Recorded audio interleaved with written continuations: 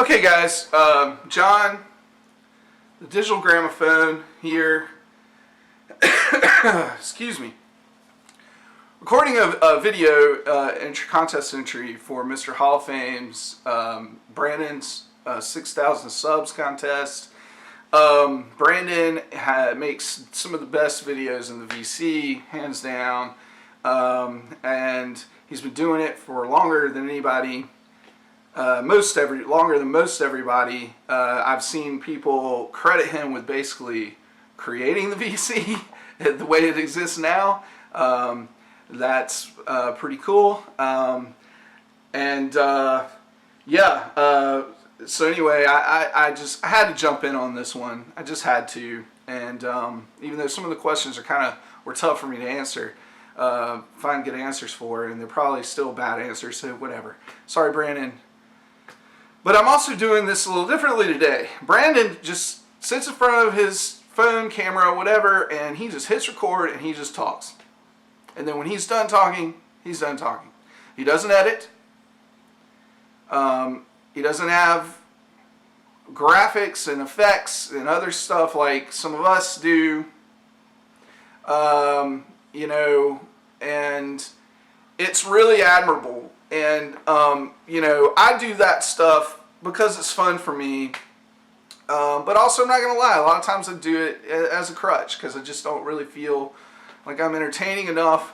And Brandon is more than entertaining enough as it is. His knowledge on music and stories that he shares with us from his life. It's great. So I'm, in honor of an homage to Brandon, I'm not going to edit this video. I apologize in advance. This might not be the first take, but not going to edit. Except the room tour at the end will be tacked on, just because I'll be recording that with my phone.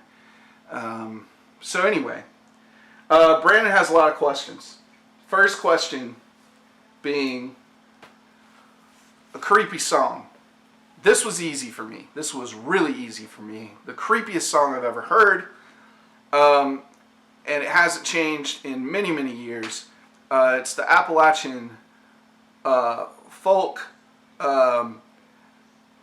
tune, murder ballad, Knoxville Girl, which isn't credited to any author. It's a traditional folk song. I think the most famous recorded version is by the Louvin Brothers. The only recorded version that I have of it is off of this album, which is the band BR549. I'm sorry for the glare, guys, and I know it's on my glasses. I should have thought about this differently, but whatever.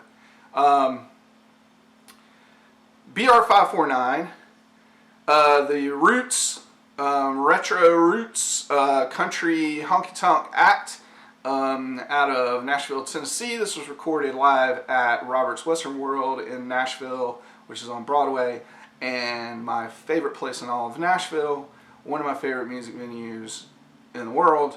And yeah, so Knoxville Girl by BR549. Their version is beautiful, haunting, humorous in a Quentin Tarantino kind of way, maybe? I don't know. Maybe not. Beautiful, haunting, extremely creepy, full of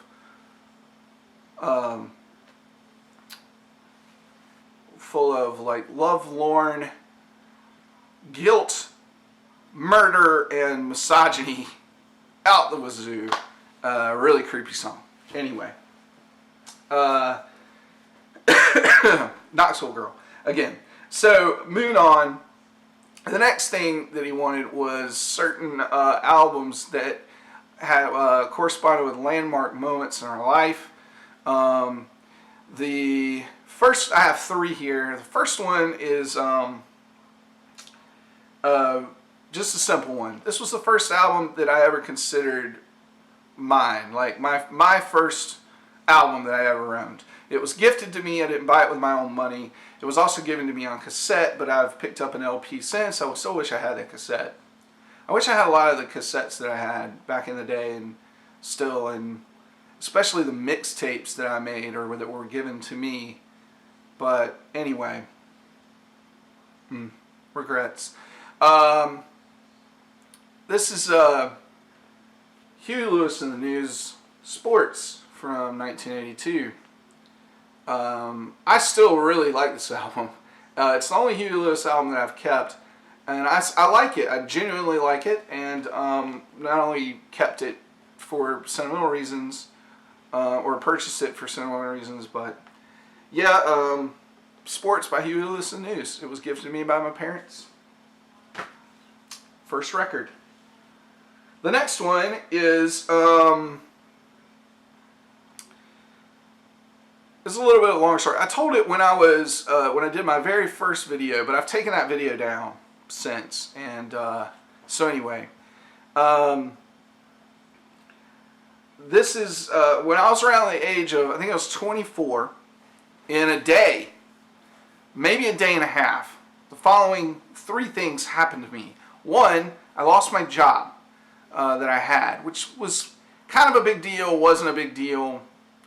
Eventually went back to work for the same company later, but at the time they had to make some cuts, and I was a victim of that. So that was kind of tough. You're trying to find your way after college and everything, and you know, same day I found out that, and that's not funny, I don't know why I was laughing, but anyway, the same day I found out that my grandmother, on my mom's side, the only grandmother that I really had, because my dad's died when I was like 2, my dad's mom died when I was 2, found out that she had been diagnosed with lymphoma, and that it was too far gone, and you know, hospice was going to come in immediately, and we didn't know how much time she had left, and so that was tough for me. And then at the same time, and this putting her in a bad light, but the girlfriend that I had at the time broke up with me. She had good reasons, and it was just bad timing, but it wasn't anything that she could do. But anyway, still tough. So those 3 things at that time in your life, pretty hard to handle all at once. And at the time I had discovered this album, which is my favorite album of all time, Pet Sounds by the Beach Boys. And Brian Wilson was going through a lot of issues at that time, struggling to find his place in the world in his 20s. And yeah, so, you know, the song especially, I Just Wasn't Made for These Times, was a big one for me. And it hit me, and it touched me, and it got me through a lot then. And this album continues to be important in my life. My son, my 3-year-old, is a huge Beach Boys fan. And I actually didn't push that on him. I did push the Bruce Springsteen on him a little bit, I'm going to admit. But the Beach Boys thing just kind of happened. And yeah, and God Only Knows is a good one for me and him, a special one for me and him. But yeah, Pet Sounds by the Beach Boys. The old what do they call it? Quarter of a century life crisis, I guess. That's what happened. But anyway. Third one is Endless Numbered Days by Iron and Wine. This was Sam Beam's second album. When my wife was giving birth to our son, or in labor with our son Sam, we were at the hospital, and she is a rock star, guys. Absolute rock star. She gave birth to both of our children, completely naturally, no drugs, nothing. We had midwives. It was in the hospital system, but we had midwives. She did it all natural, and she is an absolute rock star.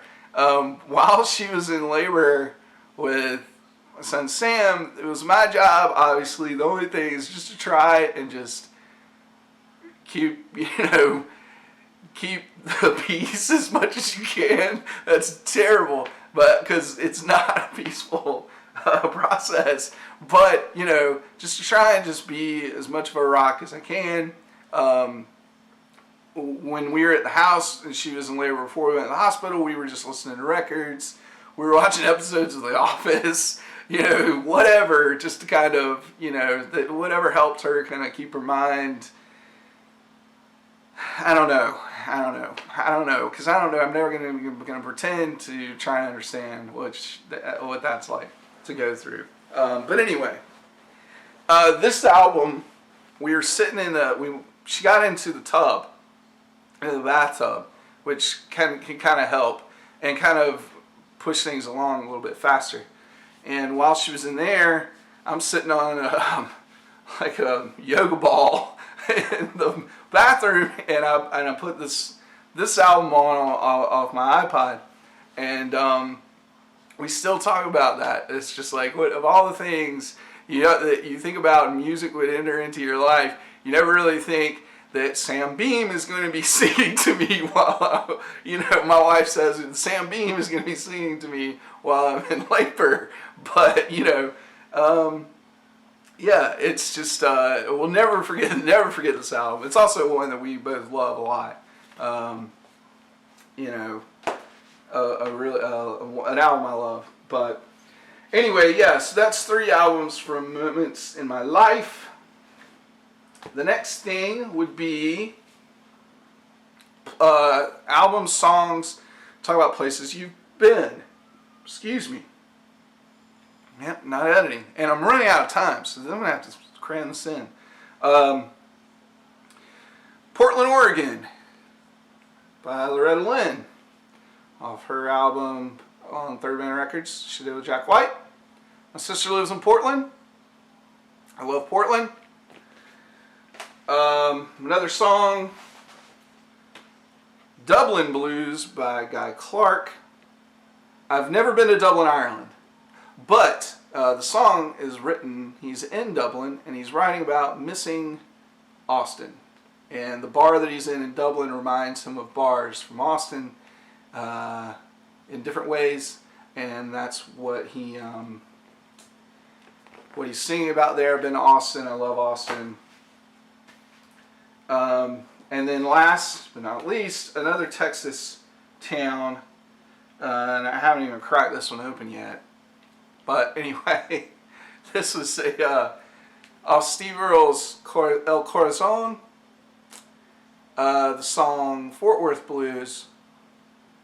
I've been to Fort Worth, Texas, and but the biggest reason why I decided on this one is because it's his memorial, a song that he wrote when he found out about Townes Van Zant's death, and it's just a gorgeous, gorgeous, gorgeous song. But yeah, Fort Worth Blues. Fort Worth's an interesting little town. I had a buddy who lived in Fort Worth. He worked for a television station in Dallas, and I been out there a couple times to visit him. The old downtown of Fort Worth is interesting. But yeah. Okay, so those are 3 places that I've been. Album songs related to that. And then the last thing that Brandon wanted us to talk about was things about record collecting that stress us out. Can't be about money. And the money thing, it does kind of, I mean, it's not even as much, it just comes with the territory. And yeah, I spend too much money and everything, but it doesn't stress me out. It should probably more, I guess. Because I don't have a ton of it, but whatever. So money wouldn't have even been my answer. A lot of people have talked about organizing. Whatever. I'm reorganizing my records right now. You'll see in my room tour later. I'm always reorganizing my records. The biggest one for me is what to keep. What to keep. And I'm going through that now as I'm like reorganizing things, and I'm kind of like, do I really need this? Like, so I kind of have an area right now where I'm putting some records that are on the fence. I'm deciding whether or not to keep. And when you go through that, you really get in your own head, and you really start to kind of analyze, like, am I listening to this enough? Man, am I listening to any of my records enough? Like, you know, it just leads you down this rabbit hole of like other things that you think about with your collection. And you know, I jokingly, but half jokingly, it's an addiction.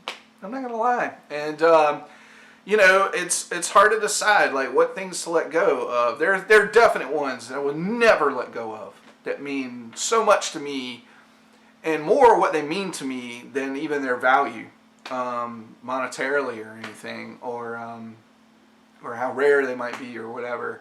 But I just yeah, I struggle with like what to keep, and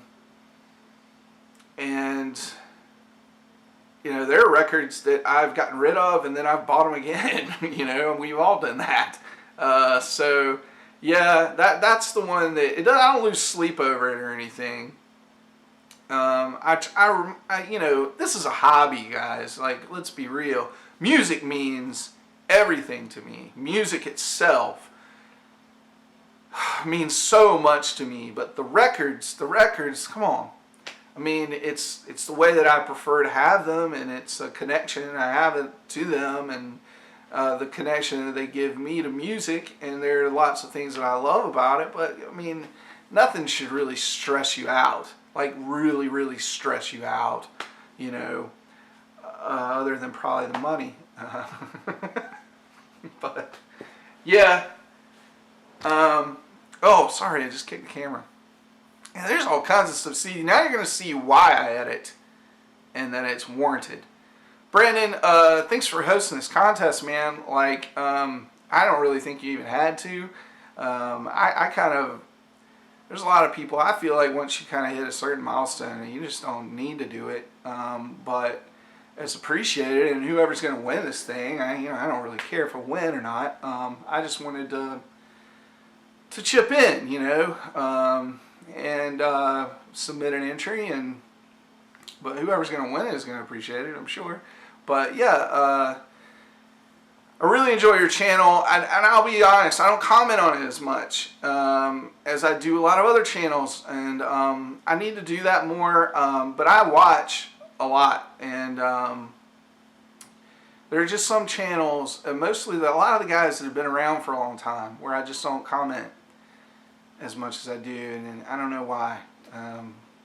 Maybe it's an intimidation thing. I don't think it is, but whatever. I do enjoy your channel. I thoroughly enjoy your channel. I like you a lot as a person, and yeah, I just think, you know, you have a great channel.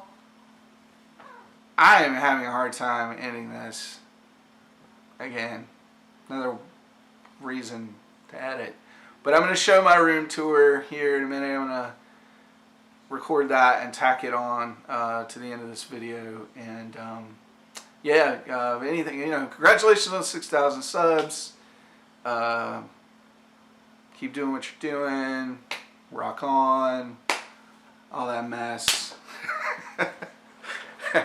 Alright, guys. I'll see you later. Alright.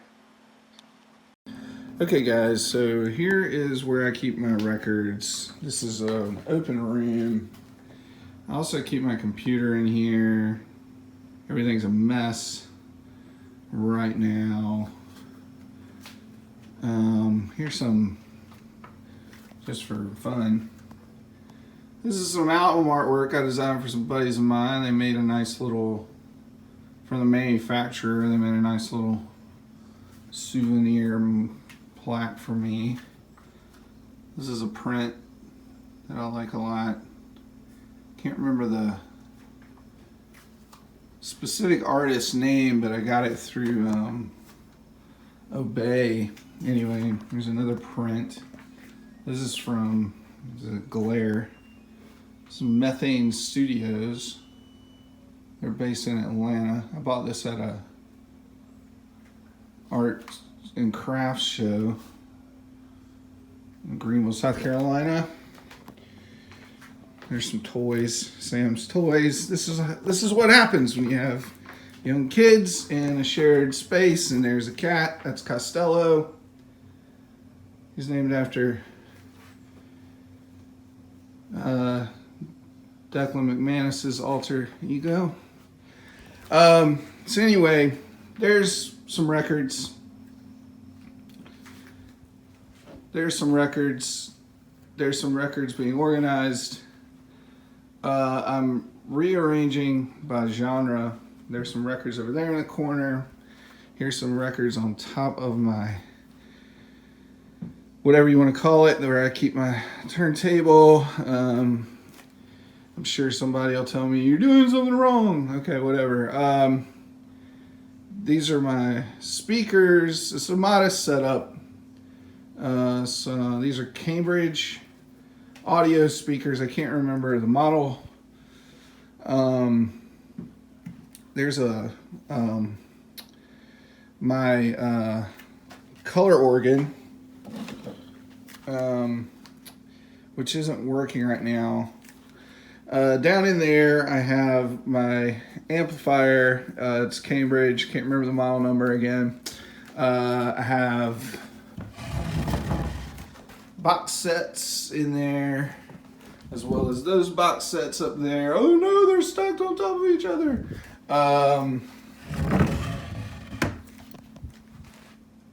Denon DP300F turntable. This is a Third Eye Foundation on top of it. I have a Orderfine red 2M cartridge. Yeah, there we go. Some shared space. Some more posters real quick. So this is from the Ryman. This was a series by an artist that I discovered online, where they took songs by the Smiths and they made Penguin book covers. Posters inspired by Penguin book covers and the Smiths. It's pretty cool, huh? There's that one, and then there's this one over here. Right here. Yeah. And there's the third one, but I've got it in a box. Because I didn't have proper space. But anyway, this is it. And there's a bassinet that I rock my records to sleep in. And there are the records that I pulled for this contest. So yeah, that'll be it. All right, guys. Hope that was fun.